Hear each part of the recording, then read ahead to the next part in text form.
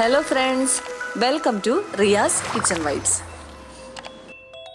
ഇന്ന് ഞാൻ തയ്യാറാക്കാൻ പോകുന്നത് 4 മണിക്കൊക്കെ കഴിക്കാൻ പറ്റുന്ന കുട്ടികൾക്കൊക്കെ വളരെ ഇഷ്ടപ്പെടുന്ന ഒരു അടിപൊളി സ്നാക്കാണ്. വളരെ ടേസ്റ്റിയാണ്, അതുപോലെ തന്നെ നല്ല ഹെൽത്തിയുമാണ്. അപ്പോൾ അതെങ്ങനെയാണ് തയ്യാറാക്കി എടുക്കുന്നതെന്ന് കാണാം. ഇവിടെ ഞാനൊരു പാൻ വെച്ച് കൊടുത്തിട്ടുണ്ട്. ഇതൊന്ന് ചൂടായി വരുന്ന സമയത്ത് ഇതിലേക്ക് 1 ടേബിൾ സ്പൂൺ നെയ്യ് ഒഴിച്ചു കൊടുക്കാം. നെയ്യ് ഒന്ന് ഉരുകി വരുന്ന സമയത്ത് ഇതിലേക്ക് കുറച്ച് കാഷ്യൂ നട്ട് ചെറുതായിട്ട് അരിഞ്ഞ് ചേർത്ത് കൊടുക്കുന്നുണ്ട്. ഒരു 4-5 കാഷ്യൂ നട്ട് മതി. ഇതുപോലെ ചെറുതായിട്ടൊന്ന് അരിഞ്ഞ് ചേർത്ത് കൊടുക്കാം. ഇനി ഇതിൻ്റെ കളറ് ചെറുതായിട്ടൊന്ന് മാറി വരണം. അതുവരെ ഒന്നിങ്ങനെ ഇളക്കി കൊടുക്കാം.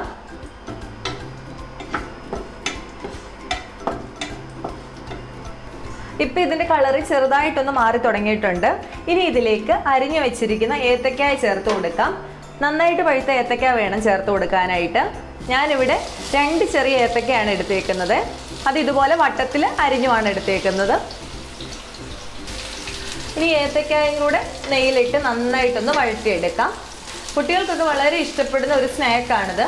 നല്ല ടേസ്റ്റാണ് കഴിക്കാൻ. വലിയവർക്കും ഇത് നന്നായിട്ട് ഇഷ്ടപ്പെടും. പക്ഷെ നമ്മൾ കുറച്ച് ഹെൽത്തി വേർഷനായിട്ടൊക്കെ ചെയ്യണമെന്നേ ഉള്ളൂ. ഇപ്പോൾ കുട്ടികൾക്കായതുകൊണ്ട് നെയ്യൊക്കെ ചേർത്ത് ചെയ്താൽ കുഴപ്പമില്ല. ഏത്തക്കയായിട്ട് കൊടുത്താൽ കഴിക്കാൻ ഇഷ്ടമില്ലാത്ത ഒത്തിരി കുട്ടികൾ കാണും. അങ്ങനെയുള്ളവർക്കൊക്കെ മിക്കവാറും എല്ലാവരും ഏത്തക്ക പോലെ പഴംപൊരി എന്ന് പറയുന്നത് അതുപോലെ ഉണ്ടാക്കി കൊടുക്കുമായിരിക്കും ചെയ്യുന്നത്. എന്നാൽ ഈ രീതിയിലൊന്ന് ട്രൈ ചെയ്ത് നോക്കണേ. ഇത് കുട്ടികൾക്കൊക്കെ വളരെ ഇഷ്ടപ്പെടുന്നതാണ്. ഇതിനു മുമ്പ് ഞാൻ പഴം നിറച്ചതിൻ്റെ ഒരു റെസിപ്പി ഇട്ടിട്ടുണ്ട്. അത് കുറച്ച് തേങ്ങയൊക്കെ വെച്ചിട്ട് ഉള്ള വേറൊരു റെസിപ്പിയാണ്.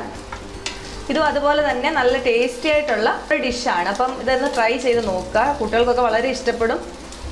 ആവശ്യമുണ്ടെന്ന് തോന്നിയാൽ 1 ടേബിൾ സ്പൂൺ കൂടെ നെയ്യ് ഒഴിച്ചു കൊടുക്കാവുന്നതാണ്. ഇപ്പം ഇത് ചെറുതായിട്ടൊക്കെ ഒന്ന് ഫ്രൈ ആയി വന്നിട്ടുണ്ട്. ഇനി ഇതിലേക്ക് പഞ്ചസാര ചേർത്ത് കൊടുക്കാം. ഏത്തക്കായുടെ മധുരവും കൂടെ നോക്കിയിട്ട് വേണം പഞ്ചസാര ചേർക്കാനായിട്ട്. ഞാനിവിടെ ചേർക്കുന്നത് ഒരു 1.5 ടേബിൾ സ്പൂൺ പഞ്ചസാര ചേർത്തിട്ടുണ്ട്. എന്നിട്ട് നന്നായിട്ട് മിക്സ് ചെയ്തെടുക്കാം. ഇപ്പം ഇത് പഞ്ചസാരയുമായിട്ടൊക്കെ മിക്സ് ആക്കി എടുത്തിട്ടുണ്ട്. ഇനി ഇതിലേക്ക് ചേർക്കാൻ പോകുന്നത് തേങ്ങാപ്പാലാണ്. ഞാൻ ഈ ഗ്ലാസ്സിന് 1/2 ഗ്ലാസ് തേങ്ങാപ്പാൽ എടുത്ത് വെച്ചിട്ടുണ്ട്. 2ാം പാലാണ്. ഈ 2ാം പാല് ഇതിലേക്ക് ഒഴിച്ചു കൊടുക്കാം. ഫ്ലെയിം കൂട്ടി വെക്കാവേ. നിങ്ങൾക്ക് തേങ്ങാപ്പാൽ ചേർക്കാൻ താല്പര്യമില്ലെങ്കിൽ അതിന് മുമ്പ് വെച്ചിട്ട് നിർത്താവുന്നതാണ്. അങ്ങനെ കഴിക്കാനും നല്ല രുചിയാണ്. തേങ്ങാപ്പാൽ ഒരു ഇച്ചിരി കൂടിപ്പോയാലോ കുറഞ്ഞു പോയാലോ ഒന്നും കുഴപ്പമില്ല. ഇപ്പം ഇത് 2ാം പാല് കിടന്നിട്ട് നന്നായിട്ടൊക്കെ ഒന്ന് കുറുകി വരുന്നുണ്ട്. ഈ സമയത്ത് ഇതിലേക്ക് 1ാം പാല് ചേർത്ത് കൊടുക്കാം. ഒരു 1/4 ഗ്ലാസ് 1ാം പാല് മതി. ഇനി ഇതൊന്ന് ചൂടായി വരണം. അതിനുശേഷം ഫ്ലെയിം ഓഫ് ചെയ്യാമേ. ഇച്ചിരി കൂടെ ഒന്ന് കുറുകിക്കോട്ടെ, കുഴപ്പമില്ല.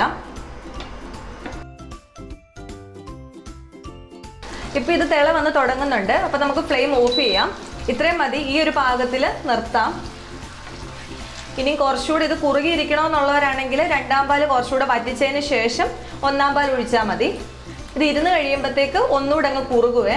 ഈ സമയത്ത് മധുരമൊക്കെ ഒന്ന് നോക്കണേ. കുറവുണ്ടെങ്കിൽ ചേർത്ത് കൊടുക്കുക. ഇപ്പം ഞാൻ ഈ ചേർത്തിരിക്കുന്ന മധുരം കറക്റ്റാണ്. അപ്പോൾ ഈ രീതിയിൽ ട്രൈ ചെയ്ത് നോക്കിയിട്ടില്ലെങ്കിൽ എല്ലാവരും ഒന്ന് ട്രൈ ചെയ്ത് നോക്കുക.